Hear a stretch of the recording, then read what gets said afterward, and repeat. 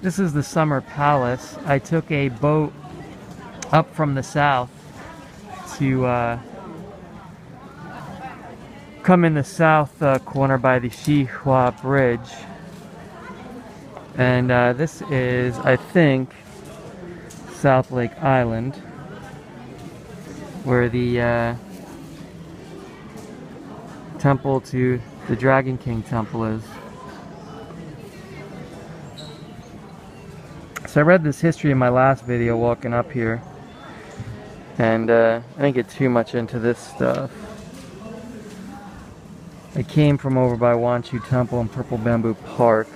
If you're using the Lonely Planet, they may update it, but Wuda Temple's closed for renovation, so that wasted my morning. And then some of the late morning and afternoon went to Wanchu Temple, and they tell you to walk back through the park. Since the closest metro stop is National Library, I recommend you walk through Purple Bamboo Park, go to Wanchu Temple, and there's a wharf for the boat here, right across from Purple Bamboo Temple. You don't need to waste a half hour going back and getting the boat at Purple Bamboo Park, because it's going to stop anyway at that second wharf. This is the route we took to get up here on the Chenghe Canal. It's the route that the Empress would have followed and the Emperor on their way here.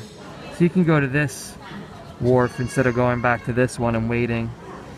You know, it's a 20-minute walk, then you gotta wait here 15 minutes, then you gotta wait here 15 minutes for this to load. So you might as well just walk across here and you can be on the boat, and if you're lucky, leave within 5 minutes. Let's see how long it took.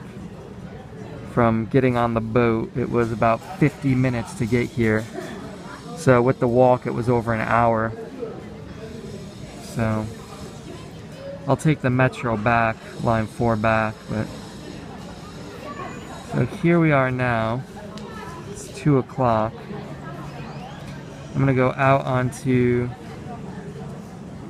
17 Arch Bridge and Dragon King Temple.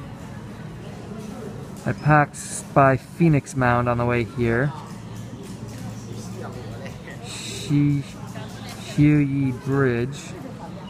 I'll pass by Bronze Ox and the toilet. And then I'll stop by Wangchang Temple, Hall of Benevolence. It's the East Gate entrance. T1 House.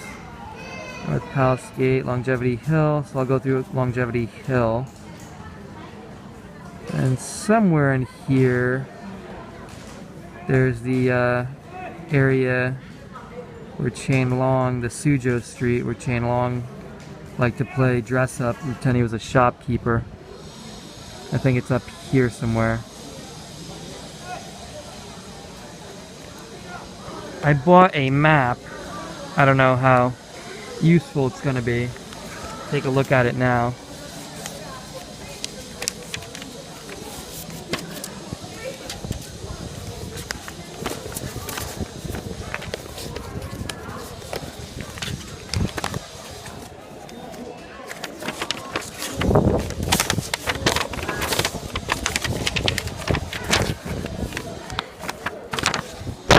I hate using a guidebook and you waste all that time reading the guidebook like I did this morning with the Lonely Planet. I did my diligence, I read it, I highlighted it, and it was wrong. It wasted my time. It wasted over a half hour of my time, not to mention the time I spent reading it. It's a bit ridiculous, you know? Yeah, it's modeled after Westlake, and Sioux Dike, or Sioux D in Westlake is what the pines and cypresses is what the causeway is after. Originally it was called Garden of Clear Ripples. 1860, Anglo-French forces storm it, loot it, burn it down. Then again, Allied 8 power forces in the Boxer Rebellion, 1900. So it was rebuilt in twice. So built 3 times. The first time rebuilt and then rebuilt again. Now it's a UNESCO Heritage Site. So we're going to go here, Dragon King Temple, Hall of Embracing the Universe, Bronze Ox Heads, boat ride, Kunlun stone tablet. I want to make sure I see this. The Wangchang Gallery. East Palace Gate. Garden of Virtue Harmony. Purple Cloud Tower Gate.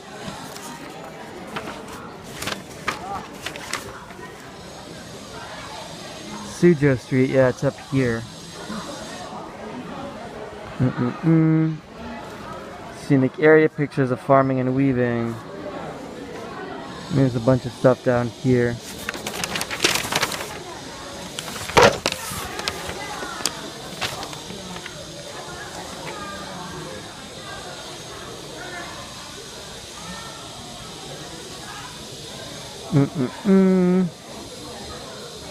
Heralding the Spring, Wangcheng Tower.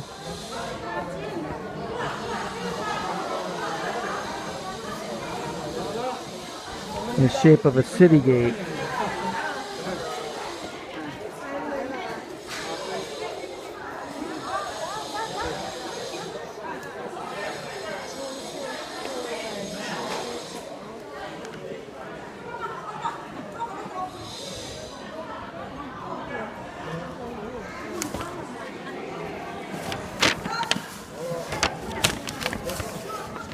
Scenic area for farming and weaving.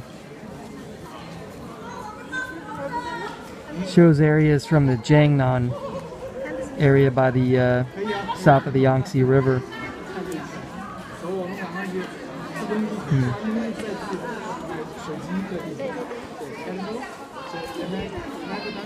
So there was a Navy Academy there, huh? Interesting. Suzhou Street. It's weird that they charge admission to the shopping street. You'd think they'd want to get as many tourists there as they can. The long corridor, that's one of the highlights, it says, in The Lonely Planet. 17 Arch Bridge. Looks like a rainbow. Jade Belt Bridge. Is that the one I went by first when I first came in?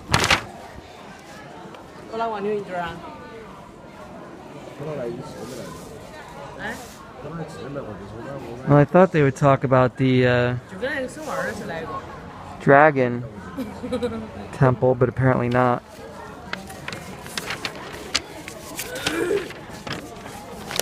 Look at this unwieldy thing.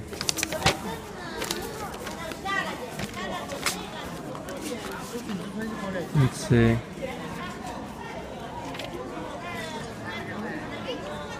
Summer Palace. Here, let's stick this here.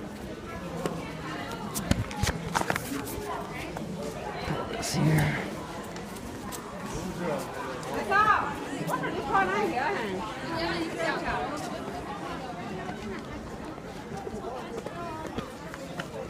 When I got off the boat, most of the people on my boat were tour group people, and I got shuffled right into the tourist line to go in to the entrance, and I thought, oh well, maybe I could go in the entrance anyway then to the park through here. And they, you know, spot me real quick. They're like, no, no, no, no, no.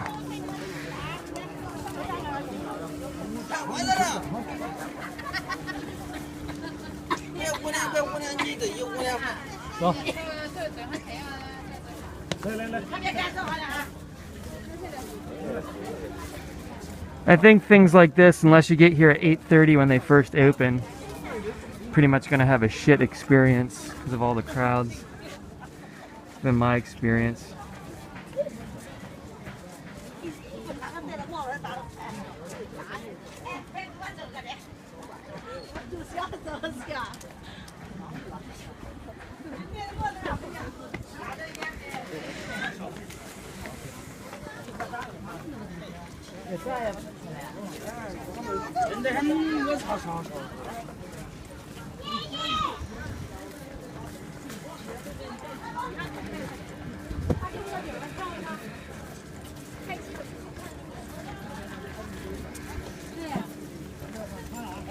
I don't know if the audio guide is English or Chinese. Assume they have an English version.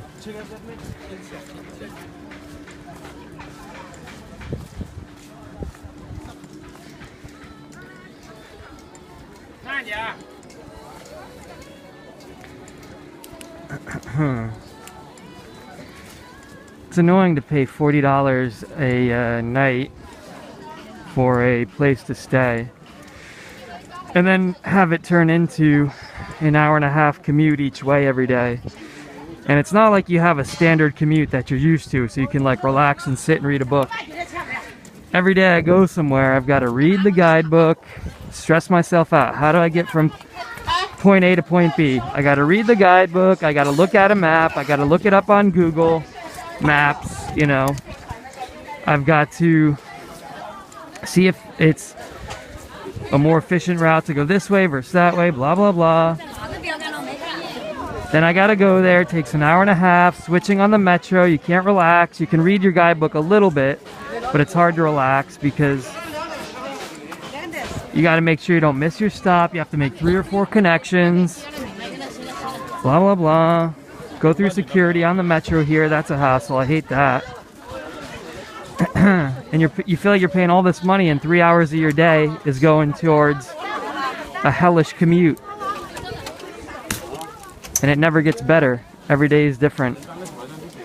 Whereas when I was traveling around in my van, I didn't give a shit about any of that. I was going around America, so I was familiar with everywhere I was going because I had a pretty good education. I didn't have a great education, but I was smart enough not to need to like read history on like every state I went to, you know? I could get what I could get from the exhibits because I could read and understand everything I was seeing. So I didn't have to worry about not being able to understand, you know, the translation of the exhibits and know what I'm looking at. And so all I had was a little AAA guidebook. I also didn't care about eating cuisines and all that. I grew up in New York, so I pretty much had Sichuan and Cantonese and Uyghur, and I've had all that shit, you know. I don't need to go out of my way to taste it. If it's close by and it's cheap, I'll taste it and have some dinner, but I didn't have to plan any of that stuff in the United States. I just eat at Subway every night. It made it a lot easier to travel to places when you could just put your destination in a GPS. And it was usually, the GPS was usually already had the destination programmed in. So it took 10 seconds to find it.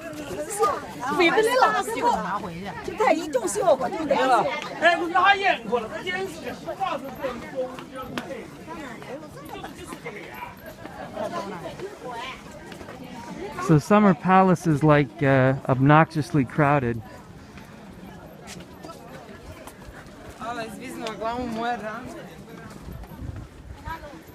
I can't imagine coming here on a public holiday. Hangzhou is a nice city. If you went away from Westlake, it had, you know, all the same nastiness of any city in China, but at least there was redeeming factors to be had at Westlake. It makes for a nice vacation, I think.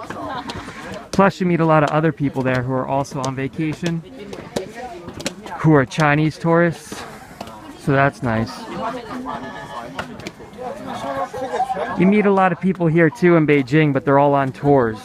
They're all on big tour groups. In Hangzhou, it was really easy to meet like people traveling by themselves for a vacation, you know. I'm sure they had tour groups there too, but didn't feel like it. Here in Beijing, almost every destination I go to has a tour group come through the museum with a loudspeaker. Suzhou had that problem. They're so close to Shanghai. They had tour groups coming through with loudspeakers through the gardens.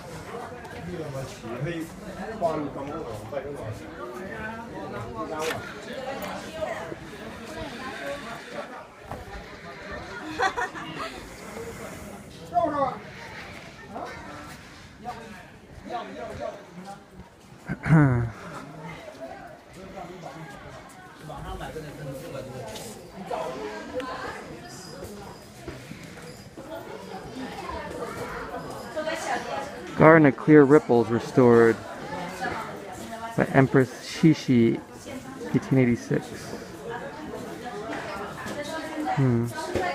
Closed door government, Puyi.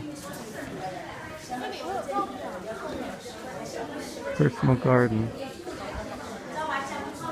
The Shanghai Revolution in 1911, was this?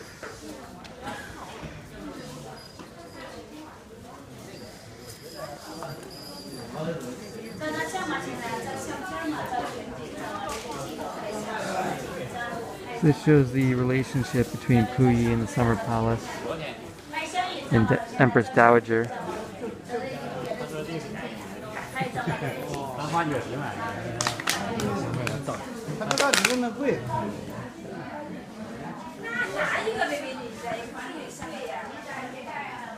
So.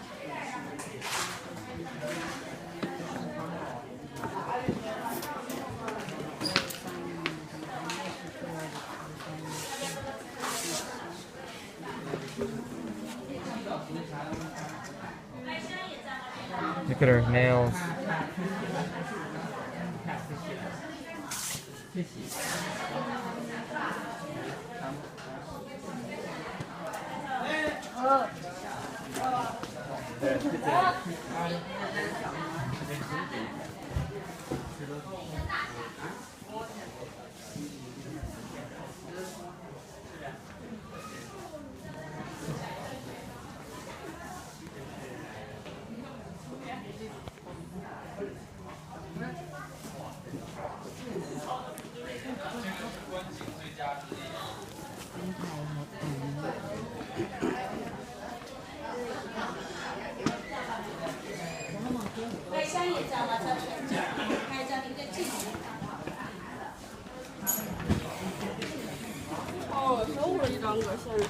So really more of a gift shop in there than anything else.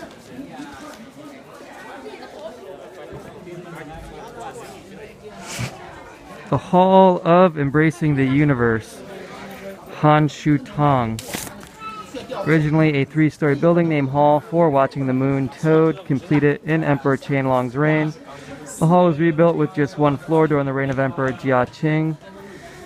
Became a wonderful place for emperors and empresses to enjoy the moonlight during summer and autumn evenings. From here, Emperor Qianlong watched naval maneuvers of the tough and sharp regiment of the Fragrant Hills burned down by the Anglo-French Allied forces in 1860. The hall was rebuilt during Emperor Guangxu's reign. Empress Dowager Cixi also sat here to watch Naval Academy maneuvers. I feel like I have to rush now through the whole palace, Summer Palace, because of the 40 minutes I wasted, 50 minutes. Doesn't seem like much, and for most people it wouldn't be, but if you're like me and you're pretty good at planning your day out and having an idea of how far it's going to take you to walk through something and go at a leisurely pace and not rush yourself to see everything, you know? Because a lot of people who aren't into reading everything don't realize, like, the actual time it takes to get somewhere and see the different parts around here. If you were going to go see all the highlights, to actually go through them and take your time to see them, if you added it in, it might only be an extra hour or two that it would take to be leisurely about it and read everything in the exhibit. Most of that time that you spend goes towards getting there, you know? And so if you're going to bother to do that, you might as well factor in a little extra time, get up early, don't waste time on stupid stuff. But it goes out the window if you, like, you know, I went to bed an hour later last night because I was making sure I had the guidebook read and all that, and then it ends up being a total waste anyway. It's like you're better off just going. My big philosophy in life is to get up early. Because if you get up early and get an early start, this place opened at 8:30, you know? You can avoid all that.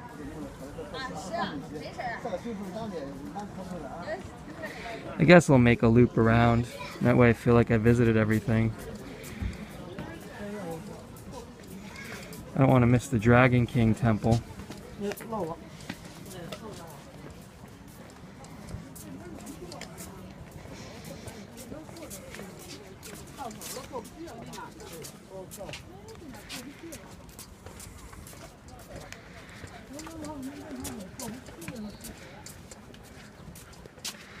Is this a dead end here? Looks like it's just a dead end, huh?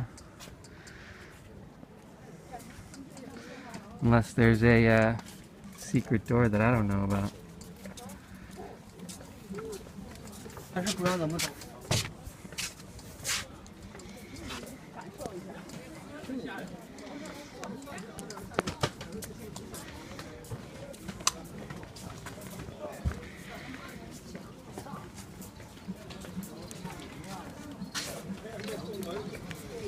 The air quality is pretty good today, but I'm still wearing my mask. Sometimes I feel like Michael Jackson. I've got the mask and the umbrella now, which seems a bit ridiculous. I used to think it was weird that Michael Jackson had the umbrella and the mask. When I was a kid and I was a lifeguard and I was getting a tan every day, then you get a little bit of vitiligo. You know, anybody who spends that much time in the sun, even if they're dark-skinned, and you think, oh shit, I'll use an umbrella too. And then the mask is kind of weird. I thought it was weird when I first saw everybody who was going to Asia. When I went to Asia, everyone's wearing one. I think it started during the SARS outbreak. Everyone started wearing those masks. And now everybody wears them, I think, somewhat out of habit.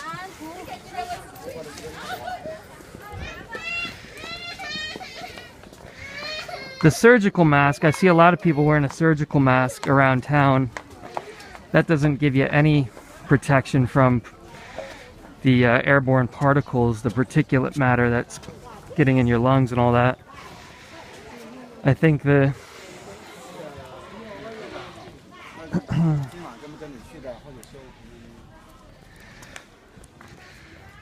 where's the Dragon Temple then? Is it this one here?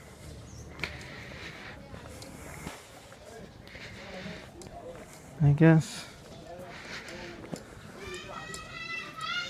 Not down that way. Maybe it's closed off for refurbishment. I guess they have it closed. That must be it there. So I guess I'll go back this way.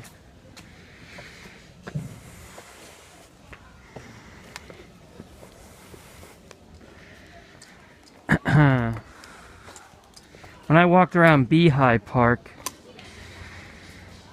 I didn't get a whole lot out of it. I went up to the White Dagoba and all that. It was pretty, but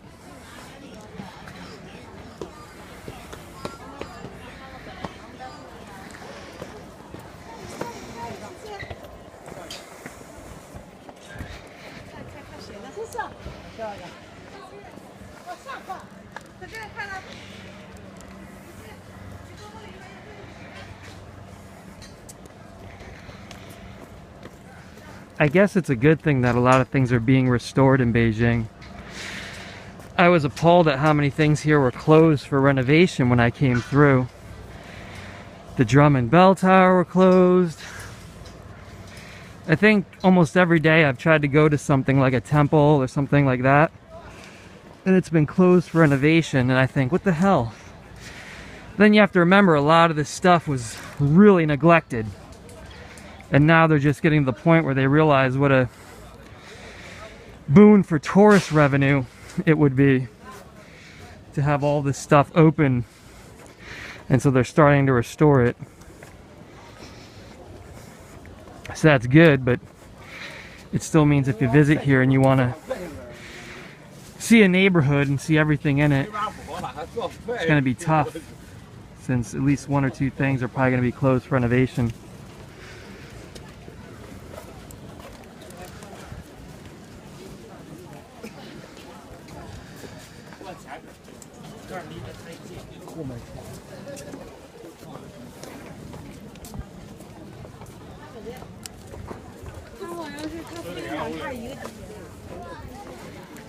It is a little slice of Hangzhou, though.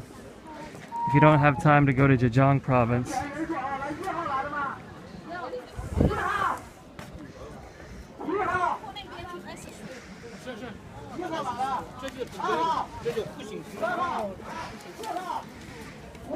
Those people are playing around with their loudspeaker.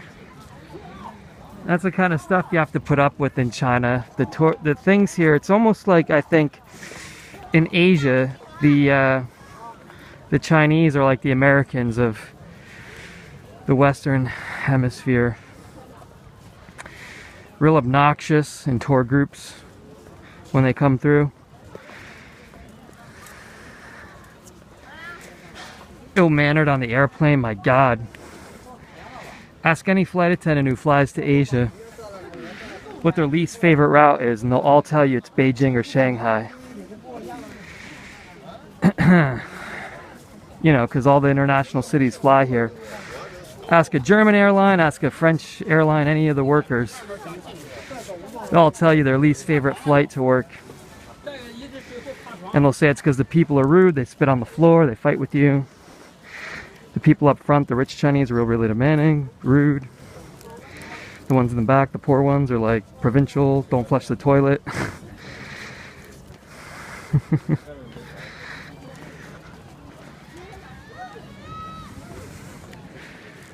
But it's an interesting country with a rich history, and I don't think you should talk that way as a Westerner because it sounds prejudiced given the history and treatment of China by the colonial powers. But I hate how you have to be politically correct all the time. You can't mention these things. People will tell you in private, but you can't ever mention them. You know, like people will jump down your throat. It's like, you think every Chinese person's like that? Of course not. Most of them aren't. But you just heard that guy hacking really horribly and spitting on the ground. You just heard it. Happens all the time. Now I'll tell you one of the reasons I figured out for it. The air quality here is horrible. I started doing it after a couple weeks of living in Beijing. Because the air quality here is so bad, you are constantly attempting to clear your throat and clear your sinuses. Because of all the particulate matter, you're constantly stuffed up. That's part of the problem, the poor air quality.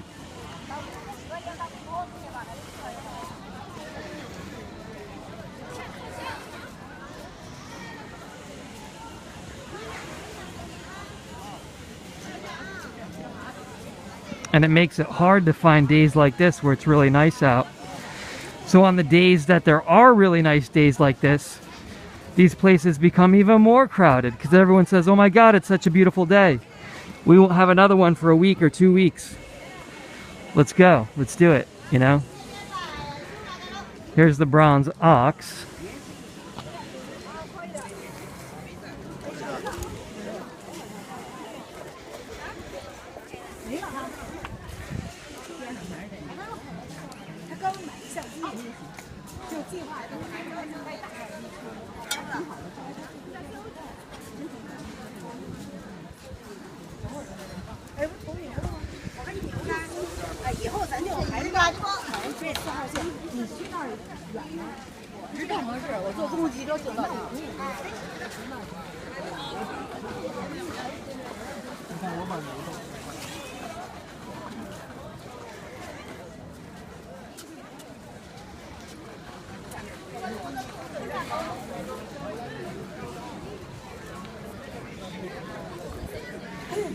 One of the nice things about being able to record video for me is I can wander through a place a lot quicker than if I was trying to do photos. And if you're real interested in something and you want to spend a whole lot of more time but you don't have it, I think that's the gate to the street there, one of the entrances and exits. If you don't have a super duper amount of time, you can record record something a lot quicker to look at it later than you can if you're trying to snap pictures of everything. I like to think that, but then when you're searching for stuff later, sometimes having the picture is easier to read than watch the video. Especially because the picture, it's easy to snap text in high definition real quick.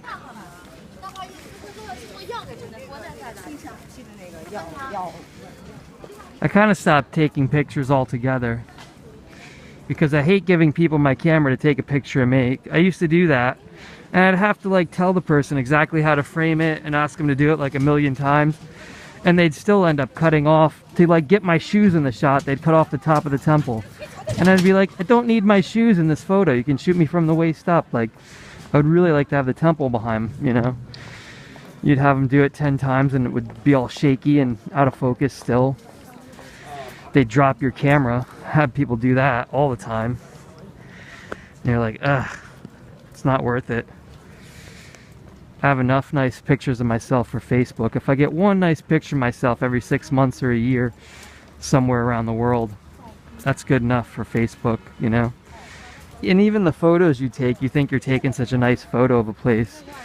I used to say to myself, well, I'm so complete. I visit a national park and I take a photo of everything, right? And I'm being so complete about it. So I'm making this catalog of photos. And that's true. They're decent photos. They're good enough to look back on probably in 100 years for reference or something if, you know, you needed to. And they're very complete. That I have that going for it when I visit a place.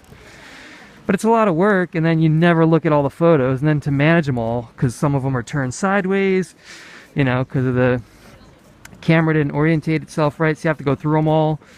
With the HDR mode, you can't really sell any of the photos for stock images anymore because of the filter on it. You have to shoot everything in RAW, so forget that. You have to have a big camera. So the photos really aren't good for much more than a personal memento. So then I said to myself, well, if basically what it's going to end up being is a personal memento, and no one wants to look through 1,000 photos, no one has the time. But if you make a video and you can narrate it and keep it interesting, people will sit there and watch that.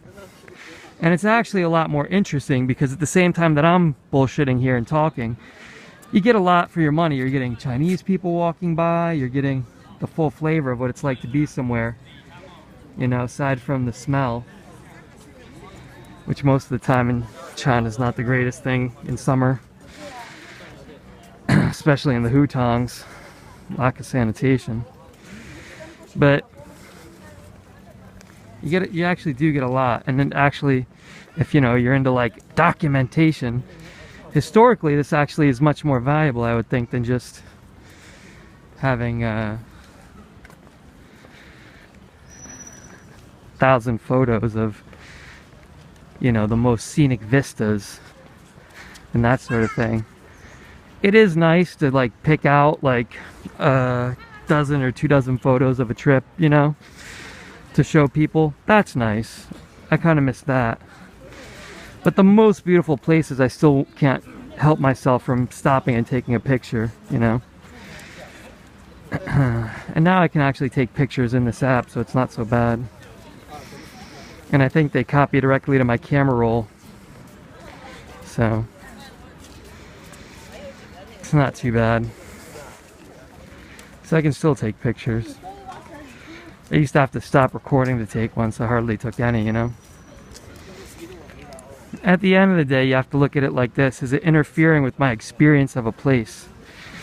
When I was first doing it, I think it really enhanced my experience of a place, because instead of wandering around purposely at stuff, I started thinking about what the best way is to move through a place. What's the purpose of being there, you know? And how do I interpret the information, you know, that's coming to me? And at the end of the day, will I be able to hold this in my head comprehensively as a memory? Some people like just having like a beautiful memory. They don't know where they were, they don't know anything about it, they have no perspective on it. It was just pretty and they enjoyed it. I can't do that, you know. If I went somewhere and I didn't know where I was going, somebody was taking me by the hand, I just wouldn't enjoy it in that same way that if I planned it out myself and did it, and I did it in a comprehensive manner, So I got to see most or all of a place and not feel like, oh, it was so beautiful, can't wait to go back. That's what you hear from people who go on vacation. How was Puerto Rico? Oh, it was so beautiful, I can't wait to go back. The reality is you'll never go back there. So if there are things that you really wanted to do and see while you were there, you probably should have gotten up early and tried to do those things, you know, or at least gotten the flavor of a place, you know, not in a resort or something, but you could honestly just fly to your closest big hotel and stay in if that's what you want to do. Drive to your closest resort. But actually like gotten the true flavor of what it's like to be somewhere, you know. And a lot of it is like wasting that hour and a half on the subway getting there, that kind of stuff. And if you could do what I do and turn it into a game of like recording GPS tracks and Galileo and all that, it does make it interesting and fun, and you walk away with a nice little memento, digital memento. The weird thing about it is it's hard to share those things. If you have a t-shirt, you can wear your t-shirt, people will see it. If you have a bunch of videos that no one really wants to watch, or some like digital map, it's really hard to share. But then again, it's highly personalized, you know. If I want to come back to this place and I've got my digital map of it, it's a lot easier for me to use that to enjoy and say, oh yeah, that's where I went and this is how I got there, right? I have it all mapped out already. Like, you like to think that you know a city real good, but 6 months goes by, you forget a lot. Having that map to look at really helps. That's a stone boat pillar there, holding up that bridge.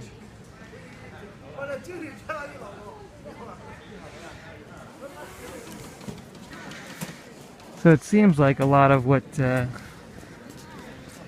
is here is stuff that I'm just walking right by on the lake. I feel like I missed something.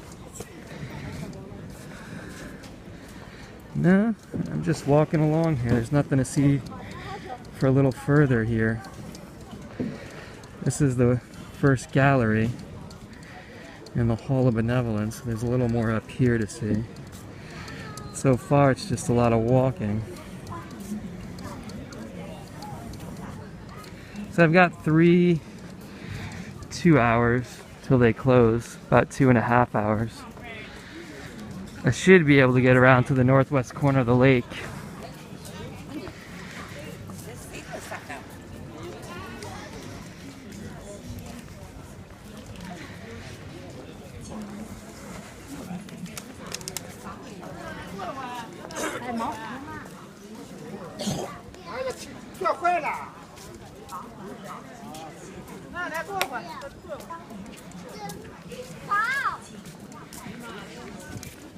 Whew.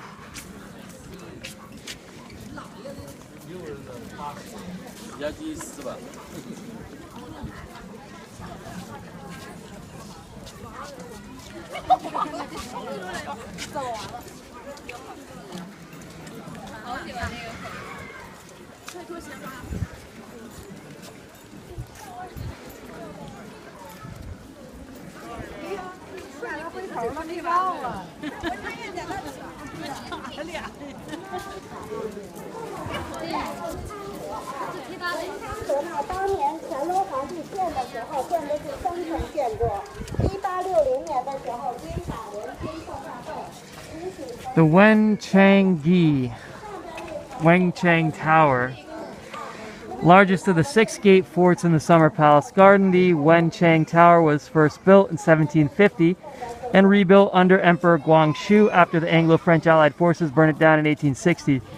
A bronze statue of the god Wenchang and statues of 2 followers, the Celestial Boy and Bronze Steed, were placed in the 2-story pavilion. This tower is paired with the Tower of Cloud-Retaining Eaves, located to the west of Longevity Hill, in which a stone statue of the martial god was placed. The 2 towers symbolize the support by both scholars and warriors to the ruling emperor.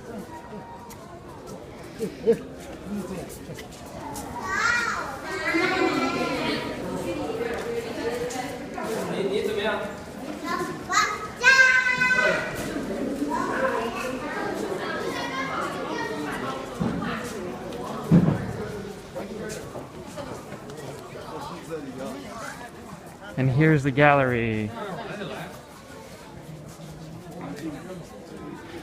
Wenchang Yuan.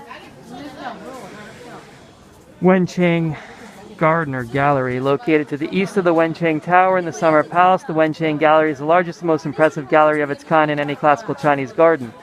On display in its 6 halls are thousands of artifacts extracted from the Summer Palace, covering 3,600 years, from the Shang and Zhou dynasties to the fall of the Qing dynasty in 1911.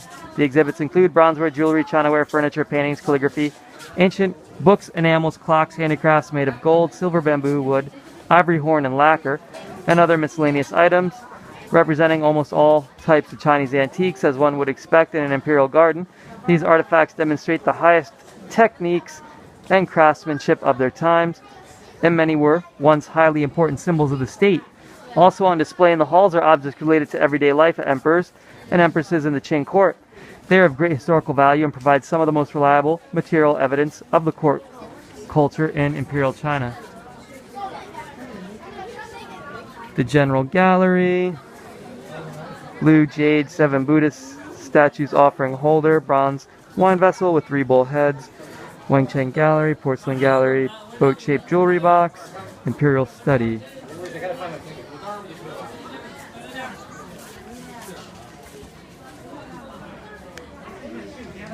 This is my through ticket. 8:30 to 5.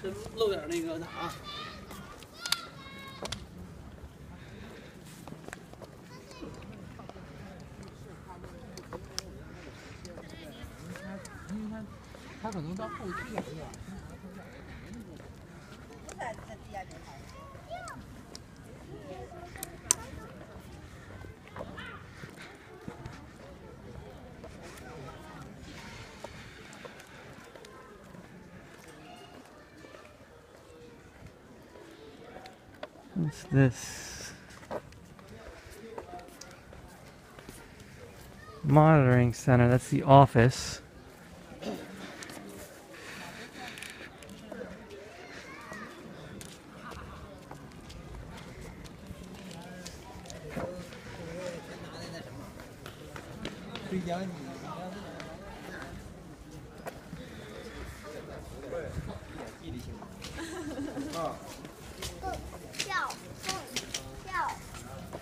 Wenchang Yuan, located to the east of the Wenchang Tower. Wenchang Gallery is the largest and most impressive gallery of its kind in any classical Chinese garden. On display 6 halls, blah blah blah, repeat of what we just read.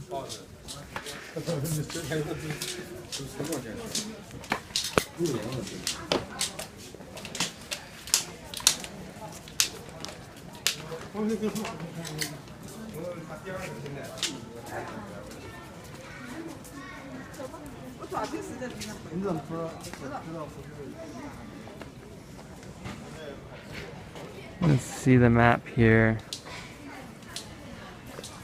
General Gallery, miscellaneous gallery to the left, bronze gallery and back to the left, to the right and back jade gallery, porcelain gallery to the far right, and imperial study is here. Well, that looks closed. I see people going in that one. Why don't we do the main hall first, huh?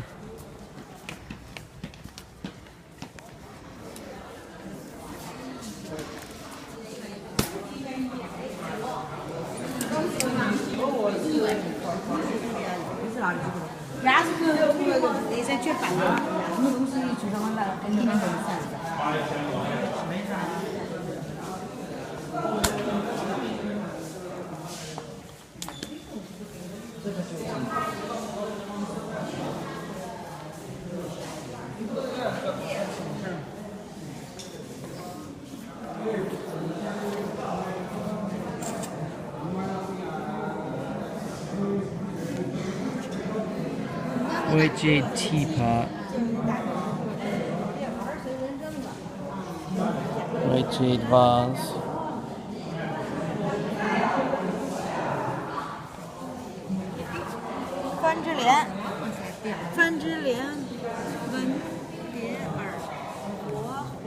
This is a brush washer. Daoguang rain.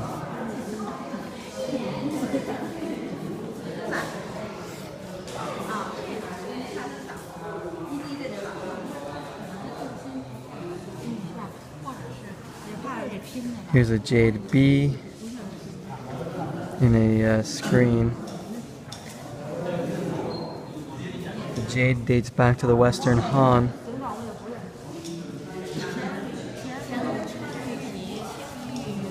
This is a flat bottle.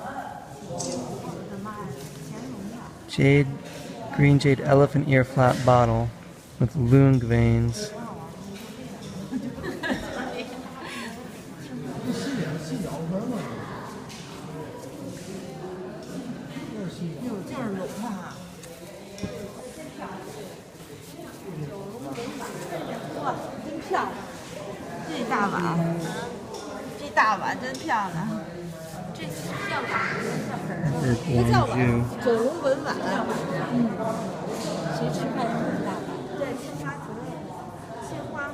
Five-clawed imperial dragon.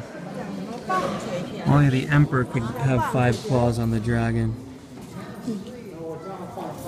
Prince Gong got his mansion taken away for abusing those silly rules. Famille Rose, Pine Crane, Chafeng. Famille Rose just means bright colors. Usually it's got stuff with peaches on it. But it's anything with colors. Bright colors, really. Blue and white. Kangxi Rain. Blue and white. Purple globular vase. Lions flying in clouds. Or, when they say long, I guess they mean dragon. Long is dragon.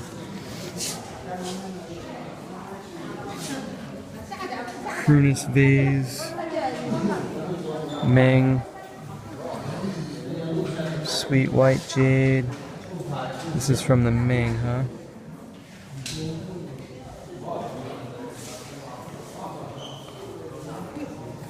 Some furniture.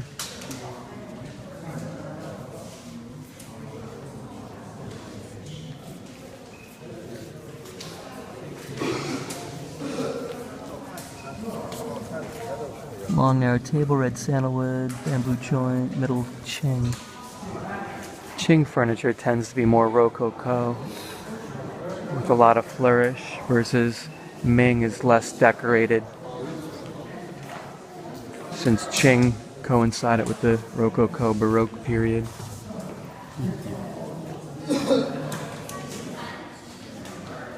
Li inscribed, name Fugu, Shang Dynasty. You can see a lot of this stuff almost anywhere you go to a big museum in China. Hu Commission, Crown Prince Bei, Western Zhou. There's a lot of it around.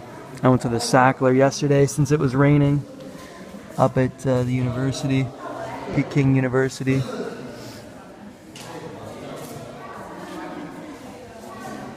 This one's got knobs on it.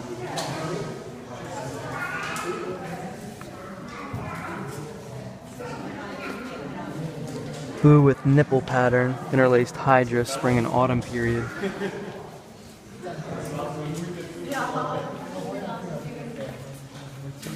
Ding with bowstring pattern. Hu with feather pattern. 10 rings, Warring States. Here's Classon. It's a type of enamel paste inside copper rings.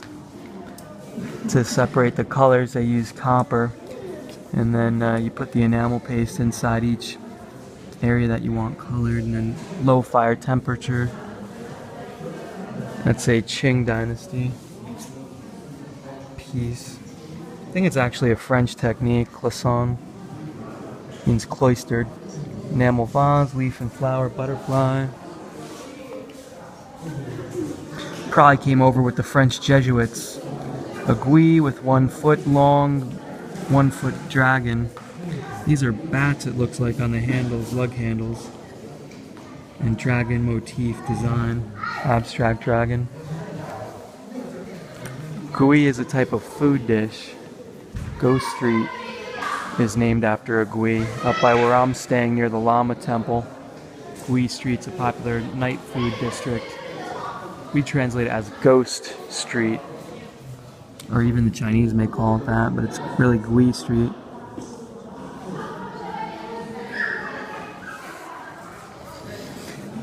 A Jun with 3 bullheads, shoulder, voracious animal mask, veins on the shang.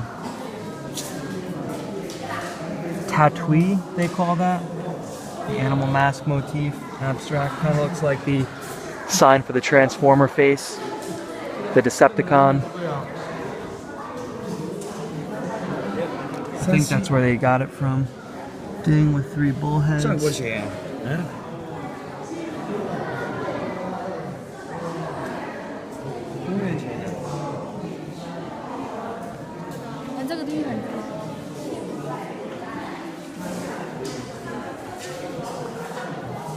Porcelain with dragon and clouds. Guangxu rain. This is probably the nicest piece I've seen in here, along with the clothesline. Some of the big jade pieces they have here are amazing too, because of the size of the jade. You can't find jade like this anymore, you know? It's pretty rare. Crouching buffalo chain long rein.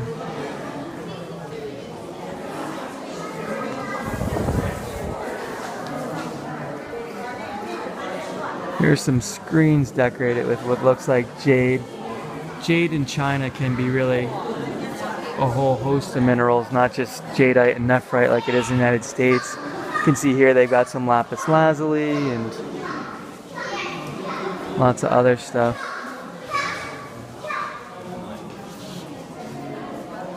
What does it say there? Seasonal screens, Qing Dynasty, silver and precious stone. It's too crowded here to really sit and appreciate. I'd say these are one of the highlights too. They should have them in a more prominent position. Better light, less reflection on them. Gold tree with coral leaves and porcelain, painted porcelain figures. Gold lacquered bonsai featuring 8 fairies crossing the sea. Qing Dynasty. Yeah, they're on a boat, aren't they? They're on a barge.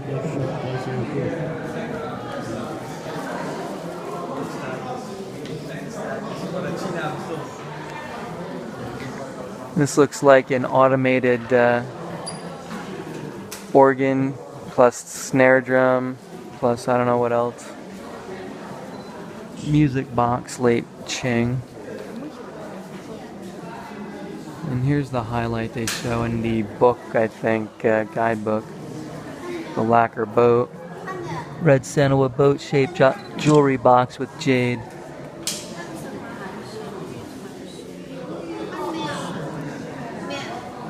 I was trying to record on the sly when I first came in. So I was worried they were going to yell at me. They're not even yelling at people whose flash are going off. I guess they give up doing it after it happens 100 times a day. You know, they took the Constitution off view at the Smithsonian because people just couldn't stop taking it flash photos, you know. A lot of people on vacation don't use their cameras very much. They don't know how they work. The flash is going off. So it was becoming so faded you could barely read the names of the signers of the Declaration of Independence. So they took it off view. They said they got complaints actually from citizens who are worried. It sounds odd. Let's go see the Imperial Study.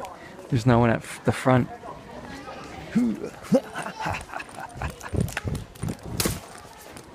I win.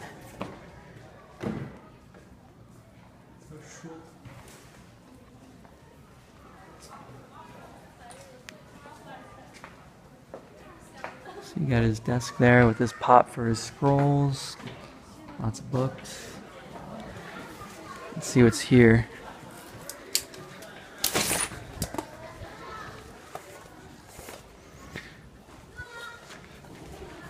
It's in these side galleries.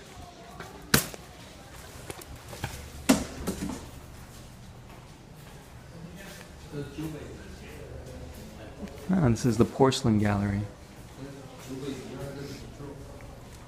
Chinese invented porcelain, Tang Dynasty,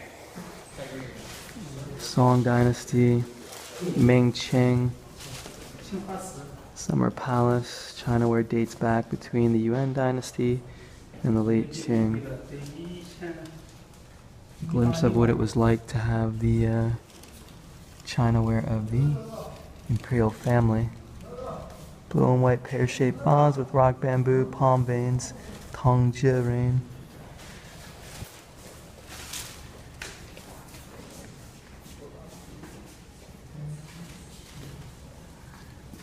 Blue and white goo, flower vase, flower veins. Here's a jiwa, which is a sacrificial wine vessel in bronze from the Shang Western Zhou, here reproduced during the Qing Guangxu reign in porcelain.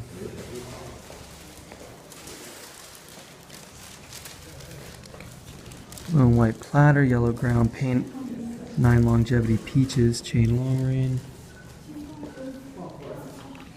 Porcelain plate, contrasting colors, it's wukai, or fukai, with dragons and clouds. They would do a underglaze outline in blue and then an overglaze fill color. So the contrast between the blue line and the fill color is where, is it wukai or means contrasting colors. Famille rose. I forget now. They'll probably tell us if I look at all these. They might mention it. Sankai is the 3-colored Tang pottery. Wukai means 5-colored or many-colored. And then there's Fukai, I think, which means contrasting colors. Famille rose. Hat stand. Yellow ground. Delineated lotus.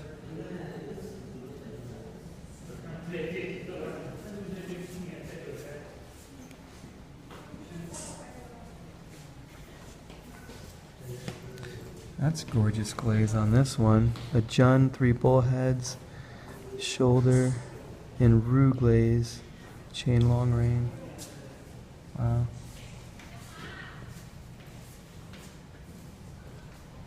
Beautiful.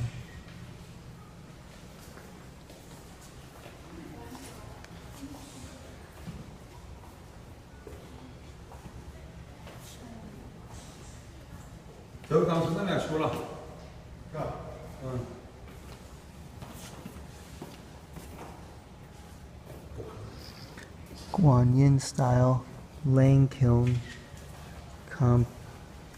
Kangji rain, Qing.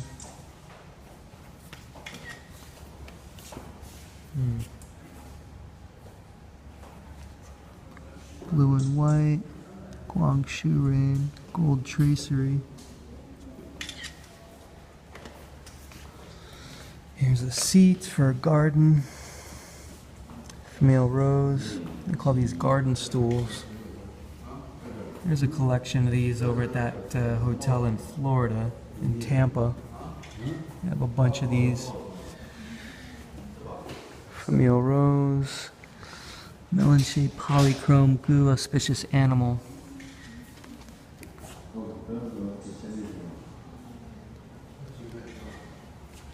Got a pair of these. Ring vase, black flowers, red ground, Qing Dynasty, Tongzhi reign.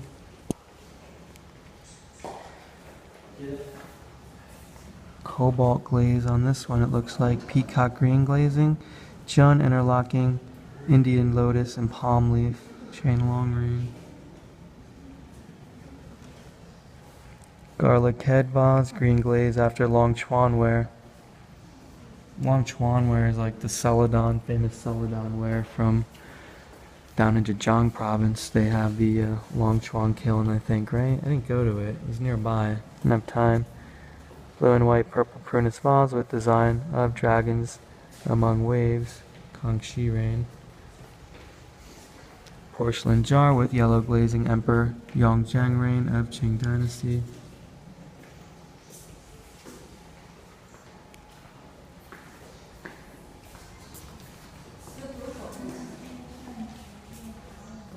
Green glaze, eared vase with 1 foot phoenix vein.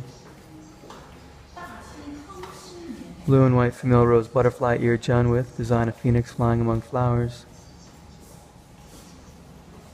Phoenix is the symbol of the Empress, the symbol of Yin, as opposed to the dragon being the symbol of the Emperor, symbol of Yang. It's like parrots or those moths, I guess, butterflies. This looks like Clisson, but I don't think it is Clisson. This is rose vase, Ruyi ear vase decorated with melon and butterfly vein, chain long rain. It looks like it is, but it's not Clisson. It could be, but it's not.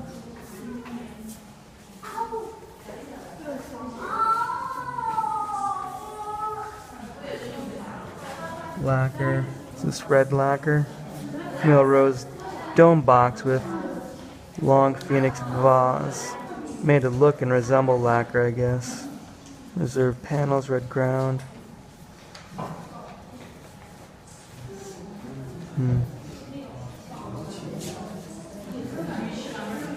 There's the dragon and the phoenix, the symbols of imperial authority.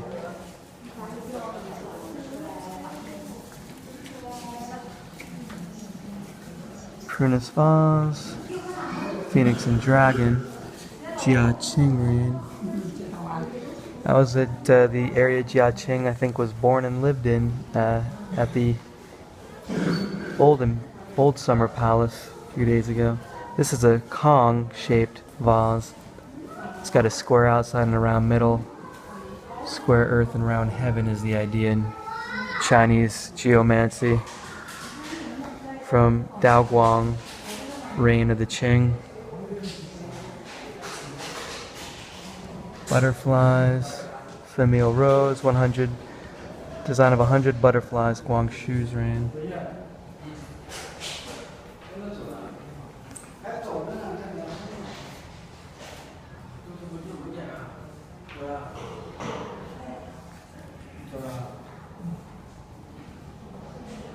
Guangxu in the Qing dynasty.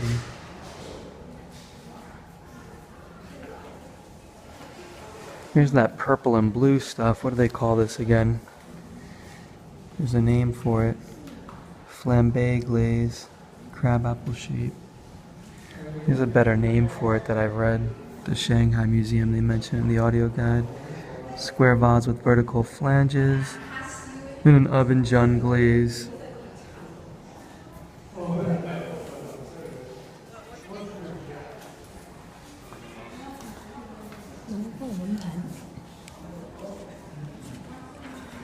Contrasting colors. It's Fukai. Reddish. Blue and white plate with dragons and clouds flying over the sea.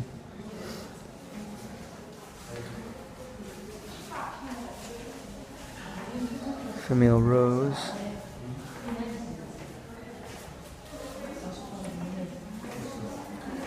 Teacups. You'd use the lid there to strain out the loose tea. Try to keep most of it out of your glass, and you pour it into your bowl, into your sipping cup. Extended branches, golden melon veins, roses. Blue and white, porcelain.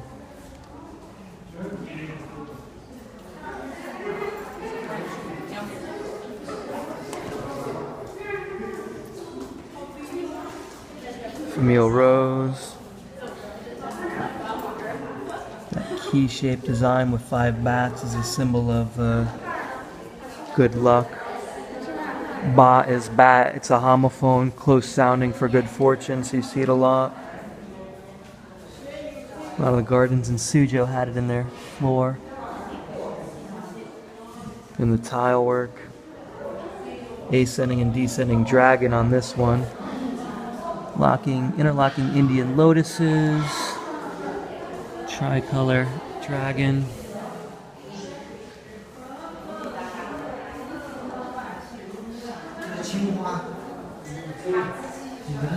We already saw these, I think, didn't we? Yeah.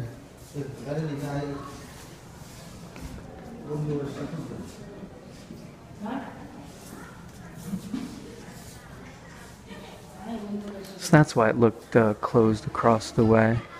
You go in the side thing of these. So I'm going to start a new video since this is over an hour now. Try to keep things around an hour as best I can.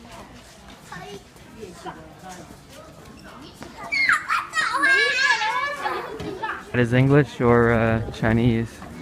Assume they have an English version.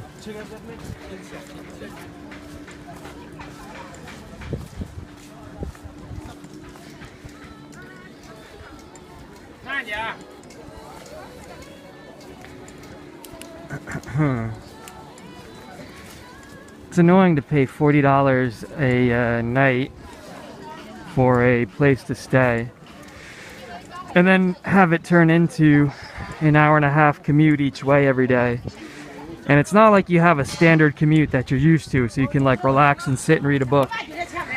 Every day I go somewhere, I've got to read the guidebook, stress myself out. How do I get from point A to point B? I got to read the guidebook, I got to look at a map, I got to look it up on Google Maps, you know. I've got to see if it's a more efficient route to go this way versus that way, blah blah blah. Then I gotta go there, it takes an hour and a half, switching on the metro, you can't relax. You can read your guidebook a little bit, but it's hard to relax because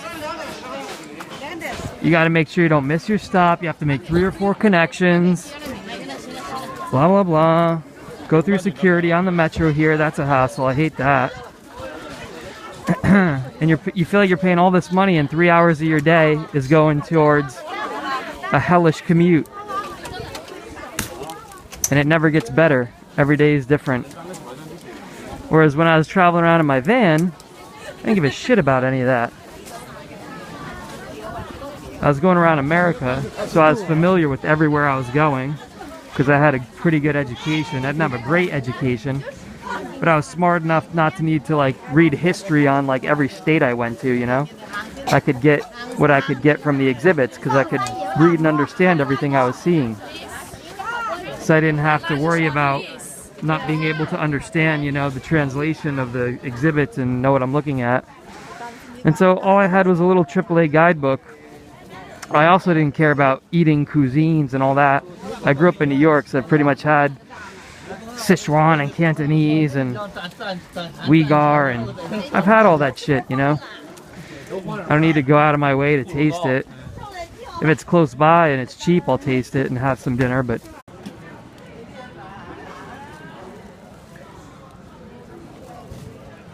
this is the Summer Palace. I took a boat up from the south to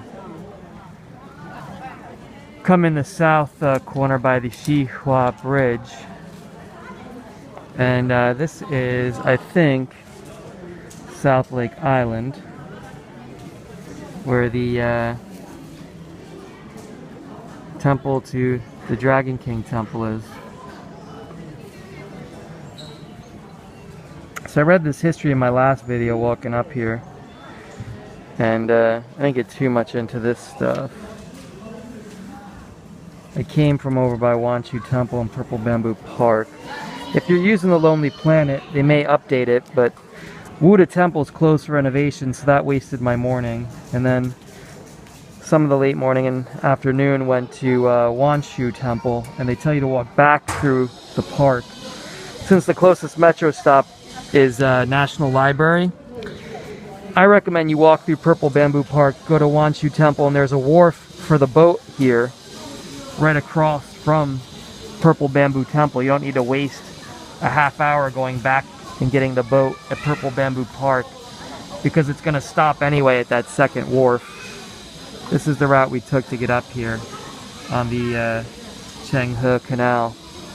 It's the route that the Empress would have followed and the Emperor on their way here. So you can go to this wharf instead of going back to this one and waiting. You know, it's a 20-minute walk, then you gotta wait here 15 minutes, and you gotta wait here 15 minutes for this to load. So you might as well just walk across here and you can be on the boat, and if you're lucky, leave within 5 minutes. Let's see how long it took. From getting on the boat, it was about 50 minutes to get here. So with the walk, it was over an hour. So I'll take the metro back, line 4 back, but so here we are now. It's 2 o'clock. I'm gonna go out onto 17 Arch Bridge and Dragon King Temple. I passed by Phoenix Mound on the way here. Xiuyi Bridge. I'll pass by Bronze Ox and the toilet. And then I'll stop by Wangchang Temple, Hall of Benevolence. It's the East Gate entrance. T1 House. North Palace Gate, Longevity Hill. So I'll go through Longevity Hill. And somewhere in here, there's the area where Qianlong, the Suzhou Street, where Qianlong liked to play dress up and pretend he was a shopkeeper. I think it's up here somewhere. I bought a map. I don't know how useful it's going to be. Take a look at it now.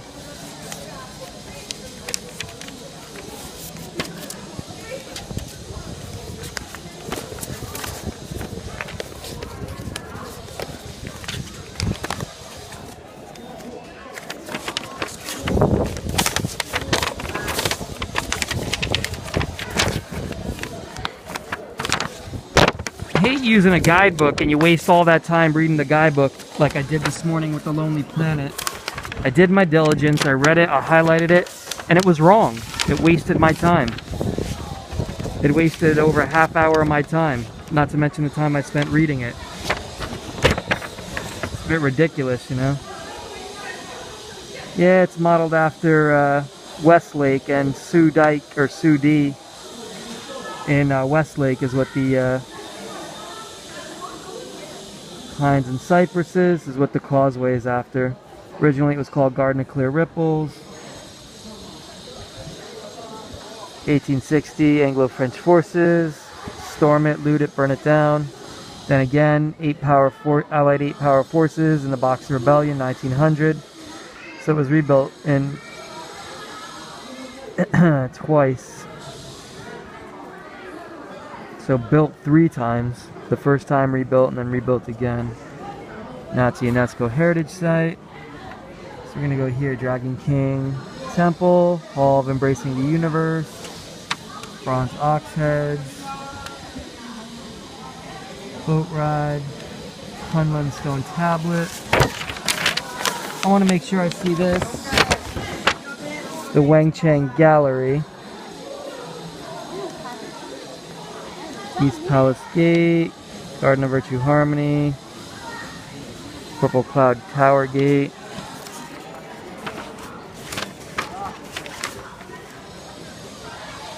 Suzhou Street, yeah, it's up here. Scenic area, pictures of farming and weaving.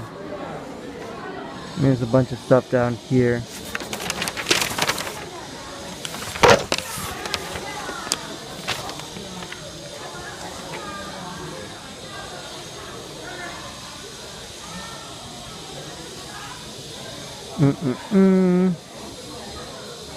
Heralding the Spring, Wangchang Tower.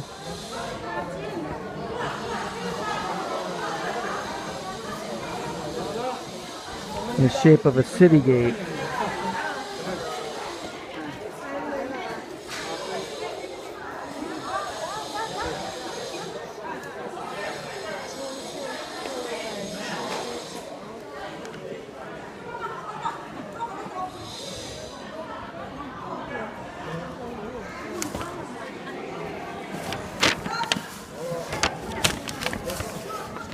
scenic area for farming and weaving. Shows areas from the Jiangnan area by the south of the Yangtze River.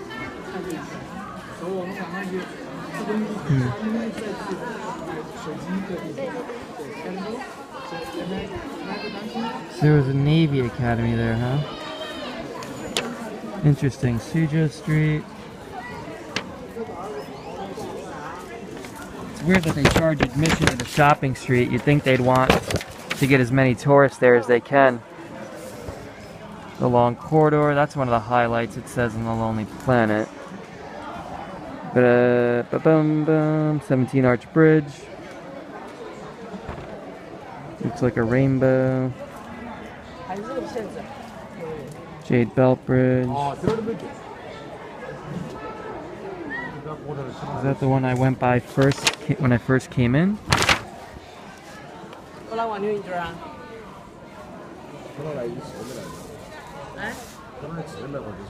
Well, I thought they would talk about the dragon temple, but apparently not.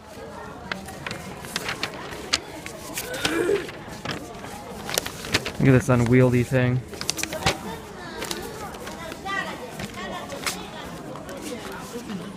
Let's see.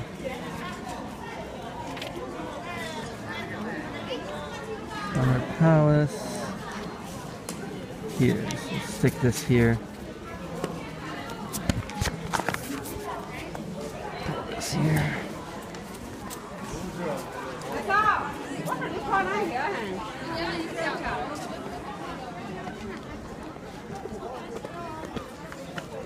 When I got off the boat, most of the people on my boat were tour group people, and I got shuffled right into the tourist line to go in to the entrance, and I thought, oh well, maybe I could go in the entrance anyway then to the park through here. And they, you know, spot me real quick. They're like, no, no, no, no, no.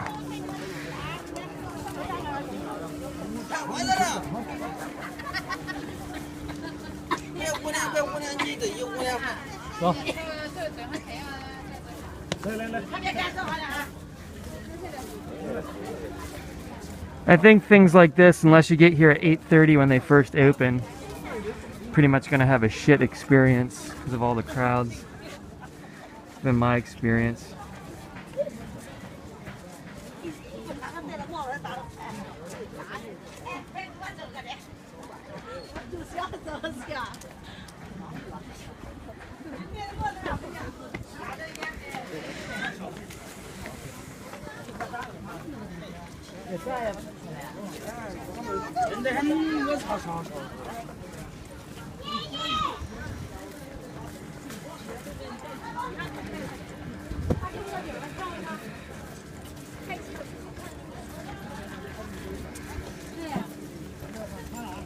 I don't know if the audio got